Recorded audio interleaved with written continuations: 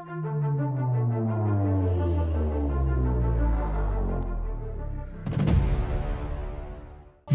धरती पर जब भी अधर्म, पाप और अन्याय बढ़ा है, तब किसी न किसी रूप में भगवान ने धरती पर प्रकट होकर पाप का नाश किया है। वामन अवतार, नरसिंह अवतार और मत्स्य अवतार इस बात के प्रमाण हैं। धर्म ग्रंथों के अनुसार जब कलयुग अपनी चरम सीमा पर पहुंच जाएगा, तब विष्णु जी कल्कि अवतार लेंगे और कलयुग का अंत कर धर्म युग की स्थापना करेंगे।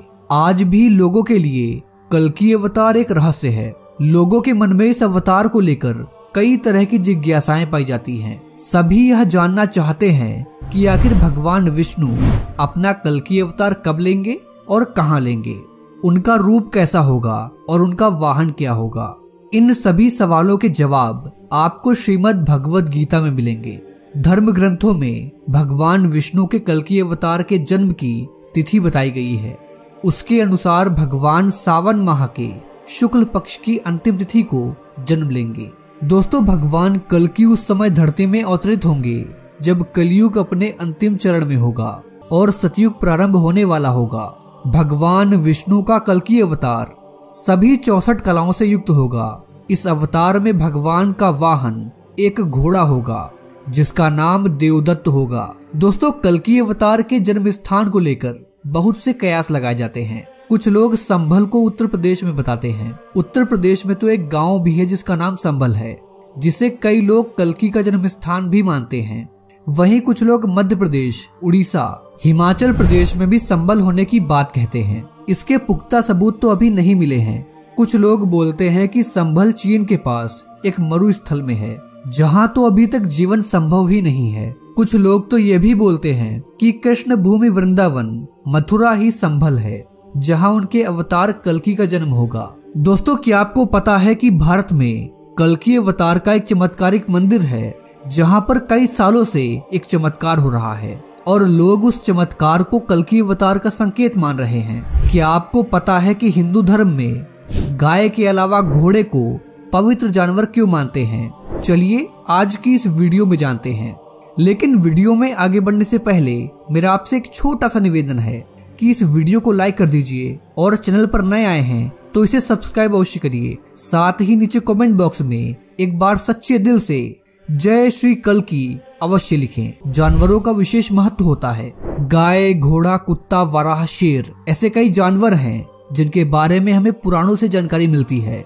दोस्तों, गाय को तो सभी हिंदू माता का दर्जा देते हैं और उनकी पूजा करते हैं। जानवरों का मांस खाना हिंदू धर्म में सबसे बड़ा अपराध माना गया है।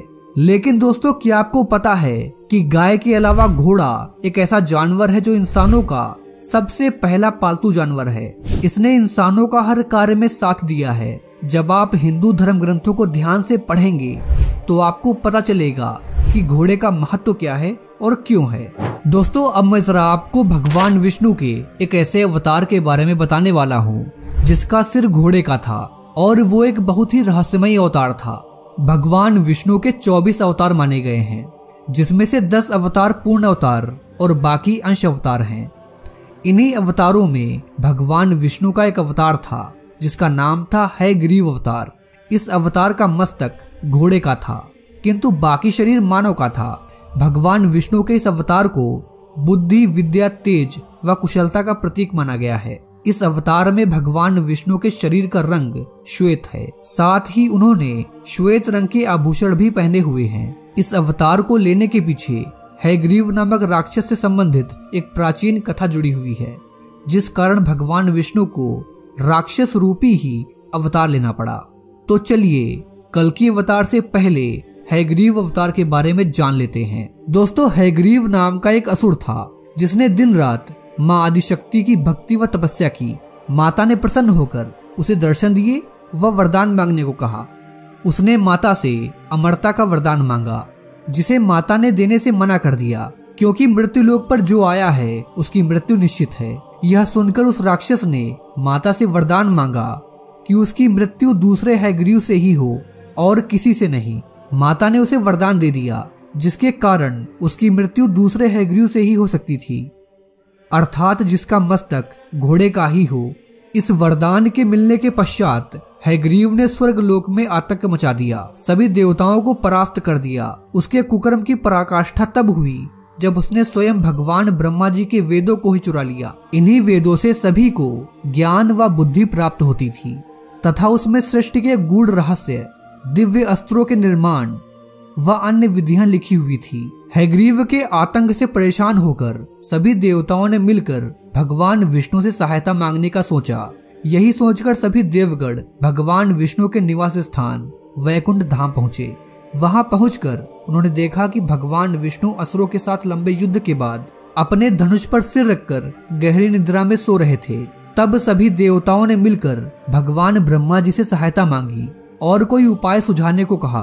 ब्रह्मा जी ने देवताओं को भगवान विष्णु के धनुष की प्रत्यंचा काटने का आदेश दिया ताकि उनकी निद्रा टूट सके।